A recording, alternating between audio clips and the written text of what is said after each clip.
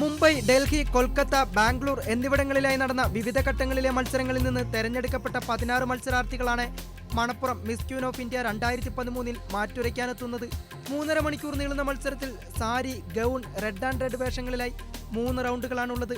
പാർവതി ഓമനക്കുട്ടൻ, ബാബു ആന്റണി, ഖാലിദ് സിദ്ദിഖ് എന്നിവരടങ്ങുന്ന judging പാനലാണ് miss ഇന്ത്യയെ കണ്ടെത്തുക.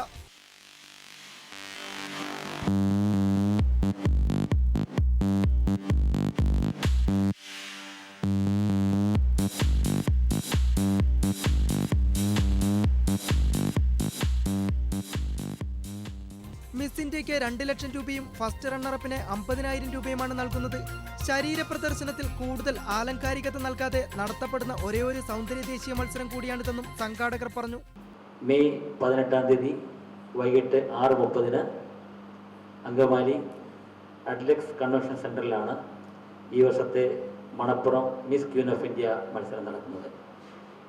മിസ് സൗത്ത് ഇന്ത്യ മത്സരത്തിലെ ആദ്യ 3 സ്ഥാനക്കാരോടൊപ്പം ബാംഗ്ലൂർ, മുംബൈ, കൊൽക്കത്ത, ദില്ലി എന്നിവിടങ്ങളിൽ നടന്ന പ്രാഥമിക മത്സരത്തിൽ നിന്നും തിരഞ്ഞെടുക്കപ്പെട്ട 13 പേരും ആകെ 16 പേരാണ് ഈ മത്സരത്തിന്റെ ഫൈനലിൽ മാറ്റുരയ്ക്കുന്നത്.